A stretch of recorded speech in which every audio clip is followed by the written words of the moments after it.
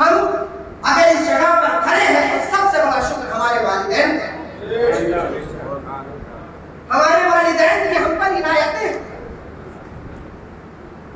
ہم پر ان کا فیض ہے، یا انہوں نے ہم پر جو محنتیں کی ہیں، جو آج ہم اس جگہ پر کھڑے ہیں اور آپ سے گفتگو فرما، وہ ہم ہو یا کوئی بھی عالم دین یا کوئی بھی حافظ ہو، علم دین سیکھنے والا کوئی بھی شخص ہو، آج کے اس پرفتن دور میں میں ان والدین کو سلام کرتا ہوں جو اس پرفتن دور میں اپنے بچوں کو حافظ اور عالم بناتے ہیں۔ کیونکہ میرے دوستو، آج وہ دور ہے کہ باپ بیٹے کا نہیں ہے اگر اس کے پاس پیسہ نہیں، بیٹا باپ کا نہیں ہے اگر اس کے پاس پیسہ نہیں۔ اس پرفتن دور میں جب انہیں معلوم ہے کہ اس لائن میں بہو بظاہر پیسہ نظر نہیں آتا، وہ اپنے بچوں کو حافظ اور عالم بنا رہے ہیں، اس سے بڑا ان کا کوئی احسان نہیں۔ میرے دوستو، یہاں پہ میں ایک بات کہنا چاہتا ہوں،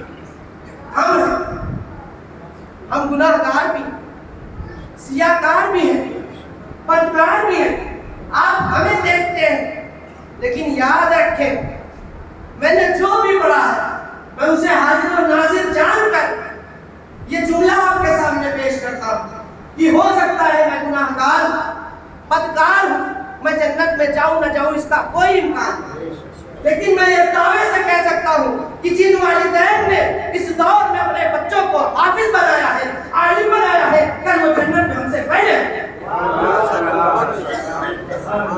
پوری دنیا میں جب میدان محشر میں وہ تشریف لائیں گے، ہمارا سر سب سے اونچا ہو نہ ہو، ہمارے والدین کا سر دنیا میں محشر میں سب سے اونچا،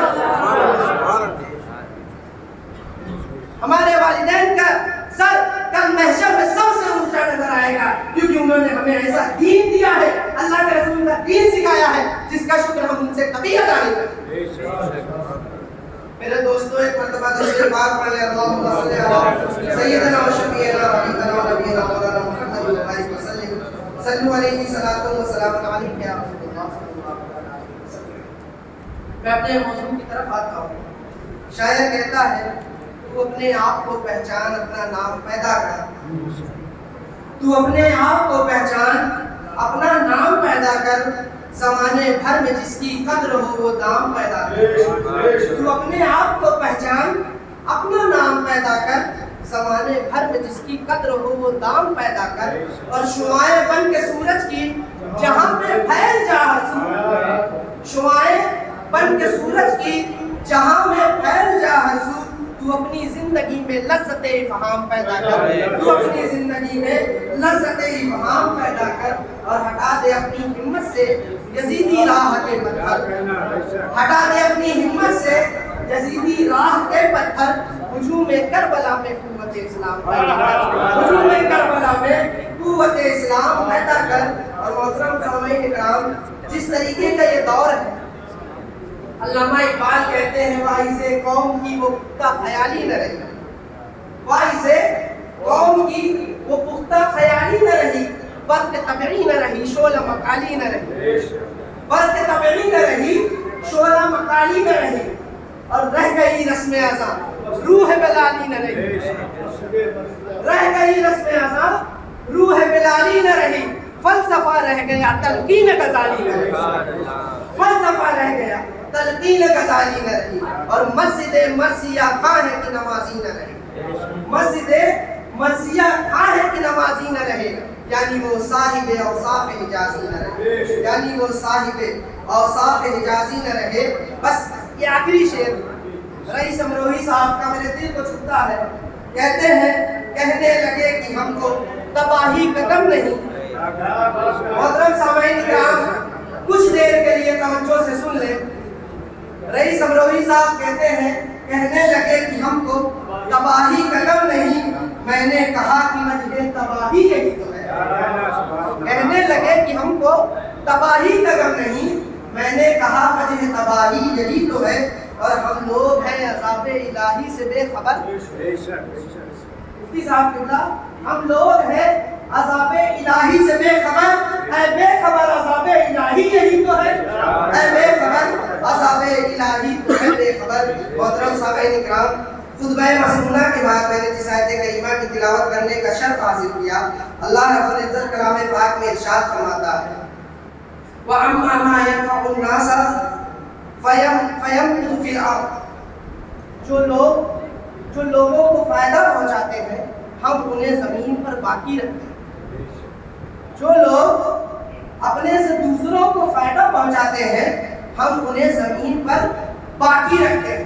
محترم سامعین اکرام، اس آیت کریمہ پر ہم جب غور کرتے ہیں، آپ اس آیت کریمہ کو جب اوپر سے پڑھتے ہوئے آئیں گے، اللہ رب العزت کہتا ہے کہ ہم آسمان سے پانی نازل کرتے ہیں اور وہ پانی اپنا راستہ ڈھونڈتے ہوئے ندیوں میں بہہ جایا اور ان میں سے کچھ جھاگیں نکلتی ہیں جو اوپر کی طرف ہوتی ہیں اور کچھ دن میں کچھ وقت میں وہ جھاگیں ختم ہو جاتی ہیں کیونکہ وہ کسی کو کوئی فائدہ نہیں پہنچاتی، اور جو پانی لوگوں کو فائدہ پہنچاتا ہے ہم انہیں اسے باقی رکھتے ہیں۔ جو پانی لوگوں کو فائدہ پہنچاتا ہے ہم اسے باقی رکھتے ہیں۔ میں اپنے موضوع پہ آنے سے قبل اس آیت کریمہ کی ایک شرح آپ کے سامنے رکھنا چاہتا ہوں۔ حضرت امام فخر الدین رازی تفسیر کبیر میں اس کی شرح کرتے ہیں، لکھتے ہیں کہ اس آیت سے پانی سے مراد قرآن پاک۔ آپ دیکھیں آج کلام پاک مکمل ہوا، حافظ صاحب نے آپ کو قرآن سنایا، ہم نے قرآن کو دیکھا پڑھا ہے، لیکن ہمیں قرآن کس لیے دیا گیا؟ اللہ کا شکر ہے مفتی صاحب قبلہ اس موضوع پر بہت دن سے بہت اچھے سے بیان کر رہے ہیں کہ اللہ نے ہمیں قرآن کیوں نازل کیا، قرآن ہمارے بیچ میں کیوں آیا، قرآن کی ہمیں کیا ضرورت ہے۔ میں اس آیت کریمہ کی تفسیر کر رہا ہوں، وہ کہتے ہیں کہ یہاں پانی سے مراد قرآن پاک اور ندی سے مراد مومنوں کے دل ہیں۔ اللہ جو کلام پاک میں ارشاد فرما رہا ہے کہ ہم آسمان سے پانی نازل کرتے ہیں اور وہ پھر ندیوں میں بہہ جاتے ہیں اپنے رستے کو ڈھونڈ کر۔ حضرت امام فخر الدین رازی کہتے ہیں کہ یہاں پانی سے مراد کلام پاک ہے کہ ہم آسمان سے کلام پاک نازل کرتے ہیں، اور ندی سے مراد مومنوں کے دل ہے کہ ہم ان دلوں میں کلام پاک کے نور کو، کلام پاک کے علم کو داخل کرتے ہیں، اور جو ابال ہے جس جھاگ کا ذکر ہو رہا ہے اس جھاگ سے مراد یہ ہے کہ جو شبہات ہیں، جو قرآن پاک میں شبہات ہیں، ان شبہات کو دور کرنے کے لیے اللہ کے رسول کے ارشادات اور علماء کرام کے بیان کو اللہ ان لوگوں کے بیچ میں کرتا ہے جو شبہات کو دور کر دیا۔ میرے دوستوں، اب ہم اس آیت کریمہ کی طرف آتے ہیں جس کی میں نے تلاوت کی۔ اللہ رب العزت کلام پاک میں ارشاد فرما رہا ہے کہ ہم ان کو باقی رکھتے ہیں جو لوگوں کے لیے فائدے مند ہو۔ آپ غور کریں کہ اللہ کیا کہہ رہا ہے کہ کون ہے جو اس دنیا میں باقی رہنے والا ہے؟ وہ ہے جو ایک دوسرے کے لیے فائدے مند ہو، جو اس دنیا میں ایک دوسرے کے لیے کام آئے، جو اس دنیا میں بھائی بھائی کا ہو۔ آج ہم اپنے حال کو دیکھیں، آج ہم اپنے احوال کو دیکھیں، آج بھائی بھائی کا دشمن ہے، پڑوسی پڑوسی کا دشمن ہے، ہمیں اپنوں کی خبر نہیں، ہم فلاں کے اوپر ظلم کرتے ہوئے نظر آ رہے ہیں، ہم بہت بڑے ظالم ہو چکے ہیں۔ میرے دوستو یاد رکھو، اس دنیا میں وہی باقی رہے گا جو دوسروں کے لیے فائدے مند ہو، اور وہی بہتر انسان ہے جو دوسرے کے لیے فائدے مند ہو۔ تم اس دنیا میں کسی کے اوپر ظلم کر دو گے، یہاں پہ اللہ نے تمہیں طاقت دی ہے، تمہیں قوت دی ہے، تمہیں پیسہ دیا ہے، تمہیں کوئی عہدہ دیا ہے، تم اس عہدے کی طاقت سے، پیسے کی طاقت سے، اپنے عمر کی طاقت سے کسی کے اوپر ظلم کر دو گے، کسی کو دبا دو گے، کسی کے دل کو ایذا پہنچا دو گے، اس کے دل میں تکلیف دے دو گے، لیکن یاد رکھو اگر تم اس دنیا میں کسی کے فائدے میں نہیں کام آ رہے ہو، تم اس کے دل کو دکھا رہے ہو اور اس کے لیے فائدے مند نہیں ہو، تو یاد رکھو کل میدان محشر میں اللہ رب العزت تم سے اس چیز کا سوال کرے گا۔ میرے دوستو، اللہ کے رسول فرماتے ہیں، دیکھیں حدیث پاک آپ کے سامنے پیش کرتا ہوں۔ اللہ کے رسول صحابہ کرام سے سوال کرتے ہیں کہ صحابہ یہ بتاؤ کہ مفلس کون ہے؟ صحابہ کہتے ہیں کہ اللہ کے رسول مفلس تو وہی ہے جس کے پاس کھانے کو کھانا نہ ہو، پہننے کو کپڑا نہ ہو، رہنے کو گھر نہ ہو، ہم اسی کو مفلس اور غریب کہا کرتے ہیں۔ میرے آقا کہتے ہیں نہیں میرے بھائی، مفلس وہ نہیں جس کے پاس کھانے کو کھانا نہ ہو، پہننے کو کپڑا نہ ہو، رہنے کو گھر نہ ہو۔ مفلس وہ ہے کہ کل جو میدان محشر میں آئے گا اس کے پاس تو حج کے پہاڑ کے برابر نیکیاں ہوگی، وہ مفلس ہے۔ صحابہ کہتے ہیں سرکار یہ کیسا مفلس ہے کہ اس کے پاس احد کے پہاڑ کے برابر نیکیاں بھی ہیں، وہ اتنی نیکی کر کے دنیا میں آیا ہے لیکن آپ اسے مفلس کہہ رہے ہیں۔ اللہ کے رسول فرماتے ہیں وہ احد پہاڑ کے برابر نیکیاں لے کر آئے گا، بہت نیکیاں ہوں گی، لیکن جب اس کے جنت میں جانے کا فرامین ڈالا جائے گا تو کچھ لوگ آئیں گے اور کہیں گے کہ اللہ اس کے پاس نیکیاں تو بہت ہیں، نمازیں اس نے بہت پڑھی، عبادتیں اس نے بہت کی، روزے اس نے بہت رکھے، لیکن اس نے ہم پر ظلم بھی کیا، اس نے ہمارے پیسوں کو مارا، اس نے ہماری زمین کو مارا۔ کچھ لوگ آئیں گے کہیں گے یہ پیسے والا تھا، عہدے والا تھا، اس نے اپنی زبان سے ہمارے دل میں تکلیف پہنچائی ہے، اس نے ہمیں رنجیدہ کیا ہے، دنیا میں شرمندہ کیا ہے، ہمارے حق پر مارا ہے۔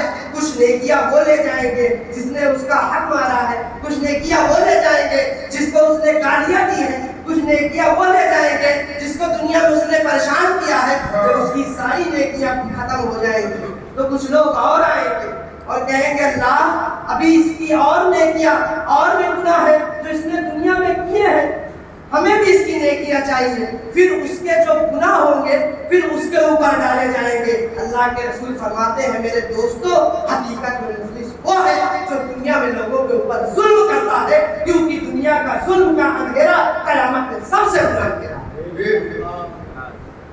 دنیا میں ظلم کا جو اندھیرا ہے وہ قیامت میں سب سے تاریک اندھیرا ہوگا۔ تو میرے دوستو اللہ رب العزت نے اگر آپ کو عہدہ بخشا ہے، آپ کو بھائی بخشے، آپ کو اگر یہ ہمت بخشی تو آپ اپنے بھائیوں کے ساتھ کریں، آپ ایک دوسرے پر ظلم کرتے ہوئے نظر نہ آئے، ایک دوسرے کا حق مارتے ہوئے نظر نہ آئے، ایک دوسرے کے ساتھ چلتے ہوئے نظر آئے۔ یاد رکھیں یہ دنیا کل ختم ہو جائے گی، آج سے صرف آپ کی نیکیوں کا سوال ہوگا اور اس دنیا کی کسی بھی شے سے۔ اور آگے بڑھیں، دیکھیں آج ہمارا اخلاق کہاں آ گیا، ہم کس طریقے کے ہو گئے۔ اللہ کے رسول ہمیں کس چیز کا حکم دے رہے ہیں۔ حدیث پاک ایک صحابی رسول ہے، کہتے ہیں میں نے اللہ کے رسول سے سوال کیا، اللہ کے رسول میں بہترین اخلاق چاہتا ہوں، میں چاہتا ہوں کہ میں سب سے بہتر اخلاق والا ہو جاؤں، مجھے کچھ نصیحت فرمائیں۔ میرے دوستو اللہ کے رسول کا یہ 3 جملہ آپ کے سامنے پیش کر رہا ہوں، اس کو اپنے ذہن میں ذہن نشین کر لیں، اپنے دل میں اس کو بٹھا لیں اور اپنی زندگی کو اسی طریقے سے گزارنے کی کوشش کریں۔ وہ کہتے ہیں کہ مجھے کچھ نصیحت فرما دے کہ میں اپنے بہترین اخلاق سب سے بہتر اخلاق والا ہو جاؤں۔ اللہ کے رسول 3 جملے ارشاد فرماتے ہیں، کہتے ہیں جو تمہیں محروم کرے تم اسے دیا کرو، جو تمہیں محروم کرے تم اسے دیا کرو، جو تم سے توڑے تم اس سے جوڑا کرو، اور جو تم پر ظلم کرے تم اسے معاف کر دیا کرو۔ یاد رکھو اگر تم ان 3 چیزوں پر عمل کرتے ہوئے نظر آؤ گے تو تم دنیا میں سب سے بہترین اخلاق والے ہو گے۔ میرے دوستو آج ہم اپنے حال کو دیکھیں اور اللہ کے رسول کے اس فرامین کو دیکھیں۔ اللہ کے رسول فرما رہے ہیں جو تمہیں محروم کرے تم اسے دیا کر۔ آج ہمارا حال کیا ہے؟ اگر کوئی ہمارے مصیبت میں ہمارا کام نہ آئے، جب اس پر مصیبت آتی ہے تو ہم کہتے ہیں کیا ہو گیا، جب ہمیں مصیبت آئی تھی تم نے تو منہ پھیر دیا۔ نہیں میرے دوستو، بہترین اخلاق یہ ہے کہ کوئی تم سے کتنا بھی منہ پھیرے، جب اسے ضرورت پڑے تو تم اس کے لیے کھڑے ہوتے ہو۔ کوئی تم سے کتنا بھی گالی گلوچ کرے، تم سے کتنا بھی رشتہ توڑے، بہترین اخلاق یہی ہے کہ تم اس سے جوڑتے ہوئے رہو۔ کوئی تمہیں کتنا بھی ظلم کرے، کوئی تم کو گالیاں دے، تم کو برا بھلا کہے، بہترین اخلاق یہی ہے کہ جب وہ تمہارے سامنے آئے تو تم اسے معاف کرتے ہوئے۔ میرے دوستو یہ 3 چیز آپ اپنے اندر اگر ڈال لیں گے تو سرکار کی سیرت پر عمل کرتے ہوئے ایک اخلاقی زندگی جیتے ہوئے۔ میرے دوستو بس ایک آخری بات، वक्त का तकाजा है, हजरत का भी खिताब हो रहा है। बस एक नसीहत मैं आपके सामने पेश करना चाहता हूँ, एक आखिरी वाक़या मैं आपके सामने पेश करना चाहता हूँ। मेरे दोस्तों, बेहतरीन अखलाक पैदा करें, सहाबा के अखलाक को देखो और याद रखो जो हमारे अंदर आज ये गलत फहमियाँ हो गई है कि फकत सजदे कर लेने से या अपने मत्थे को काला कर लेने से हम इबादत गुजार हो जाएंगे, तो ये आपकी गलत फहमी है।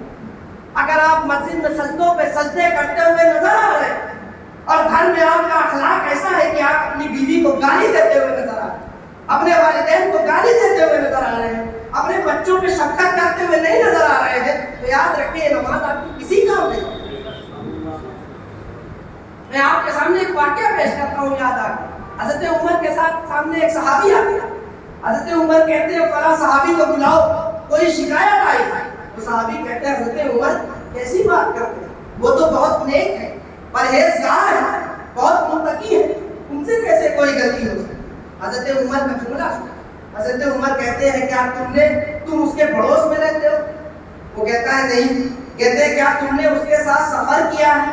कहते हैं नहीं। कहते हैं क्या तुमने उसके साथ माल का लेन देन किया है?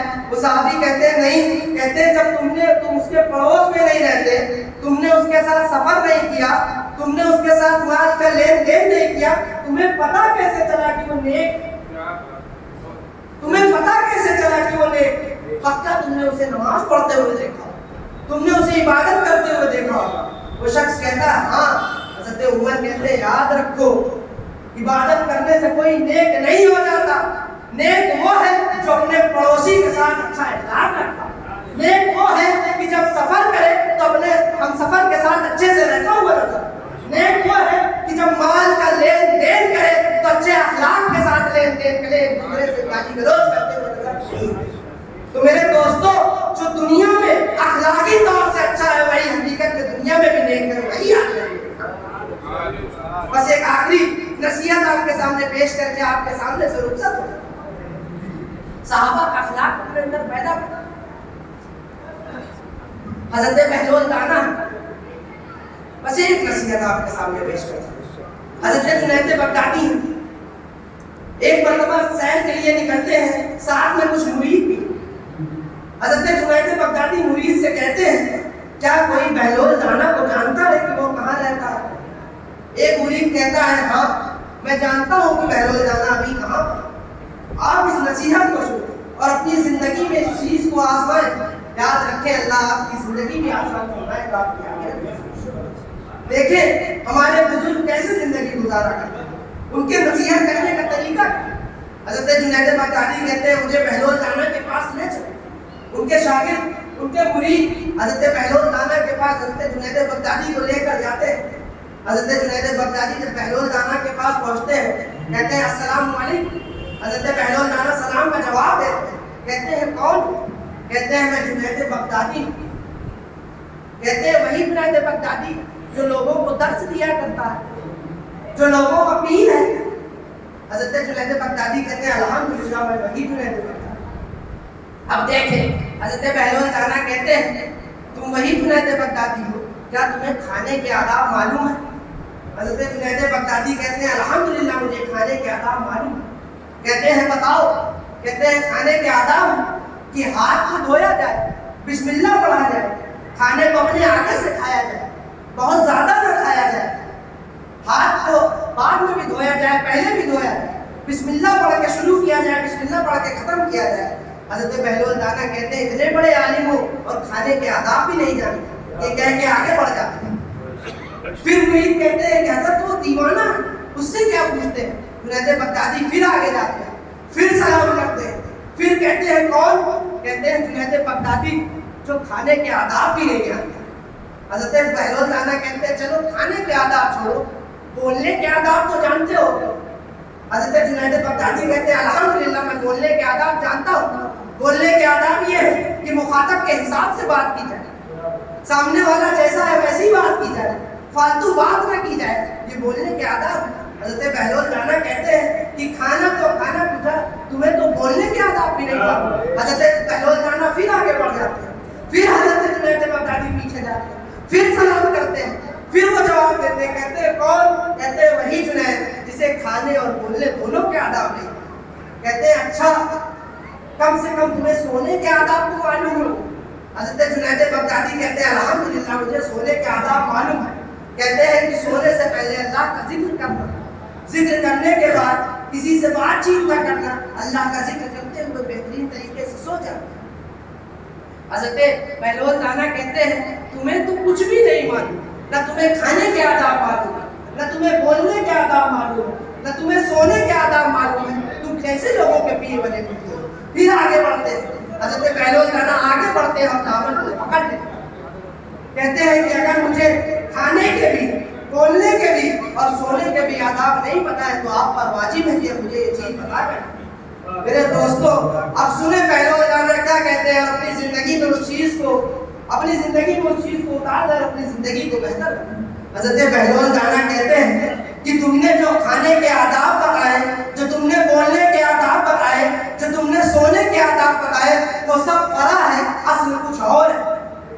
کھانے کے آداب یہ سب بعد میں ہے کہ بسم اللہ پڑھو یا اچھے طریقے سے کھاؤ. سب سے پہلا کھانے کا آداب یہ ہے کہ جو لقمہ کھا رہے ہو وہ حلال کا ہے, حرام کا ہے, یہ جان کر کھانا, یہ سب سے پہلا کھانا. پھر کہتے ہیں کہ حرام کے لقمے پر کتنا بھی بسم اللہ پڑھ لو پیٹ میں جا کر حرام کا ہی ہو. پھر کہتے ہیں کہ تمہیں بولنے کے آداب بھی نہیں پتا, یہ سب فرع ہے کہ جس کے حساب سے بات کرنی ہے, مخاطب کے حساب سے بات کرنی ہے. اصل یہ ہے کہ جب بھی بولو یہ سوچ کر بولو اللہ اور اس کے رسول کے علاوہ کچھ بھی نہیں. جب بھی بولوں گا اللہ اور اس کے رسول کی خوشنودی کے لیے بولوں گا, ورنہ کچھ بھی نہیں بولوں گا. اور کہتے ہیں تم سونے کے آداب میں کلام پاک پڑھنے کی بات کرتے ہو, ذکر و اذکار کرنے کی بات کرتے ہو, یہ سب فرع ہے. اصل یہ ہے کہ جب تم سونے جا رہے ہو تو اس بات کا خیال رکھو کہیں کسی مومن کا حسد اپنے دل میں کہیں کوئی مومن تم سے ناراض تو نہیں ہے اور تم سونے جا رہے ہو. اگر تم اس طرح سے سو رہے ہو تو تم کتنا بھی ذکر و اذکار کر لو تمہاری نیند بہتر رہے گی. تو میرے دوستو حضرت بہلول دانا کی یہ نصیحت اپنے اندر گامزن کرے اور اپنے آپ کو اللہ کے رسول کی شریعت پر چلائے اور بہترین اخلاق کو اپنے اندر ڈالے کہ جب بھی آپ سے کوئی سوال کرے تو آپ یہ نہ دیکھیں کہ وہ آپ پر ظلم کرتا ہے, آپ یہ نہ دیکھیں کہ وہ آپ کو گالی گلوچ دیتا ہے, بلکہ اللہ کے رسول کی اس حدیث کو یاد رکھے جو تمہیں محروم کرے تم اسے دیا کرو, جو تمہیں سے توڑے تم اس سے جوڑا کرو, اور جو تم پر ظلم کرے تم اسے معاف کر دیا کرو. یاد رکھو تم بہترین اخلاق والوں میں سے ہو جاؤ گے. اللہ رب العزت سے دعا ہے کہ کہنے سننے سے زیادہ ہمیں عمل کرنے کی توفیق عطا فرمائے اور اللہ کے رسول کی سیرت پر ہمیں زندگی گزارنے کی توفیق عطا فرمائے. وما علینا الا البلاغ. السلام علیکم.